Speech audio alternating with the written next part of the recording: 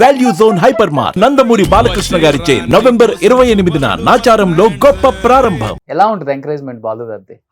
Sir he's part and parcel of my life. He's just like a child sir. He's a child with children, he's an adult with adults, you name it. He's a water. ఏ గ్లాస్లో పోస్తే గ్లాస్లో ఉంటారు, పెద్ద గంగాళంలో పోస్తే గంగాళాశయంలో ఉంటారు. చాలా encourage చేశారు సార్. స్వరాభిషేకం నేను ఫస్ట్ ఎపిసోడ్ నుంచి బాలు సార్ పోయాక ఒక స్కెడ్యూల్ దాకా పాడగలిగాను. ఆ తర్వాత ఐ కుడెంట్ సింగ్. ఆ స్టేజ్ మీదకి ఎక్కితే ఏడుపు వచ్చేసి ఇంకా పాడలేక నేను గ్యాప్ తీసేసుకున్నాను. అంటే నా డిఫికల్ట్ టైమ్స్లో ఉన్నారు సార్ బాలు సార్. చాలా ఎంకరేజ్ చేశారు, నన్ను దానిలోంచి బయటికి తీసుకొచ్చారు, పాడించారు. మళ్ళీ ఏంటి అంత డిఫికల్ట్ టైం మీ లైఫ్ లో? పెళ్లి కాకముందా పెళ్ళైన తర్వాత? పెళ్లి కాకముందే సార్. పెళ్లి కాకముందే. పెళ్ళయ్యాక మా వాడు ఉన్నాడు కదా నాకు.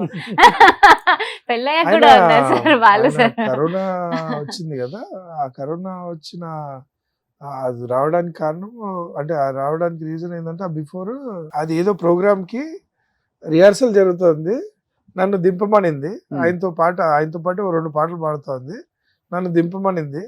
అక్కడ దింపాను. దింపంగానే లోపలికి వెళ్ళి వెంటనే ఫోన్ చేసింది, బాలుగారు రమ్మంటున్నారు ఒకసారి రా అర్జెంట్ గా అని. అబ్బా నేను షార్ట్లో ఉన్నా, ఎలా కలవాలని.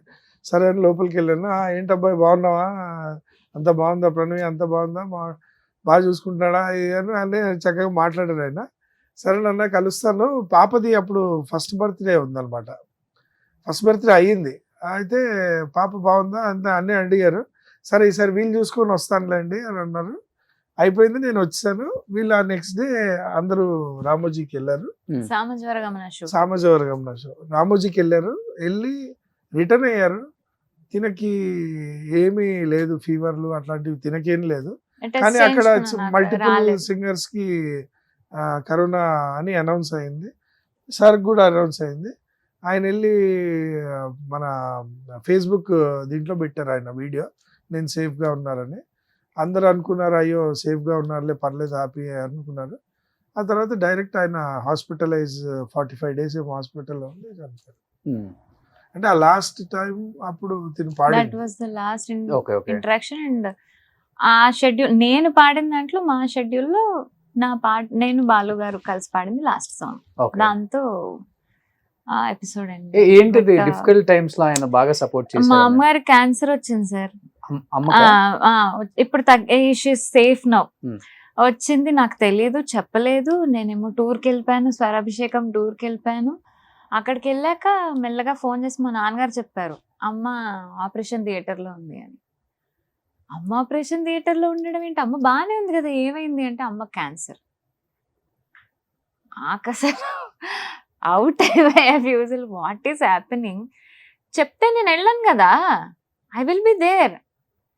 ఇలా ఎందుకు చెప్పారు అంటే అమ్మ ఒకటే, నువ్వు ఒక ఆర్టిస్ట్వి, పర్ఫామ్ చేయాలి అక్కడికి వెళ్ళి.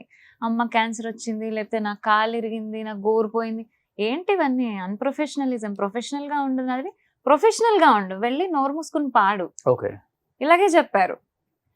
నాకు చాలా ఏడుపు వచ్చేసింది. లాబీలో కూర్చుని ఏడ్చేసాను బాగా.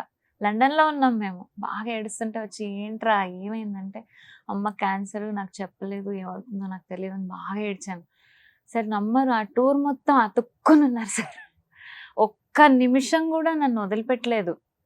I had my meals with him. Lunch చేయడానికి వెళ్తే ఆయన నా రూమ్కి వచ్చిన, రానన్న మనం లంచ్ చేద్దాం, నాతోనే లంచ్ చేసేవాళ్ళు, నాతోనే ఉన్నారు. ఫ్లైట్ ఎక్కిన దగ్గర నుంచి నేను ఇంటికి వచ్చేంత వరకు అతుక్కుని ఉన్నారు సార్ ఆయన. ఒక్క నిమిషం కూడా నేను నవ్వకుండా ఉండలేదు ఆ టూర్ మొత్తం. ఆ 20-25 days I was very happy and he kept me happy. Because of him I'm so good. I have positivity now. I went in to depression, but because of him I'm very nice. Moments ఉన్నాయి కాబట్టి మీరు స్వరాభిషేకం చేయలేదు. I can't imagine that stage without him. I cannot sing without him. I can't. నేను ఇంకెప్పుడు ఆ సెట్కి వెళ్ళలేను, నేను చూడలేను, నేను పాడలేను సార్. ఓకే.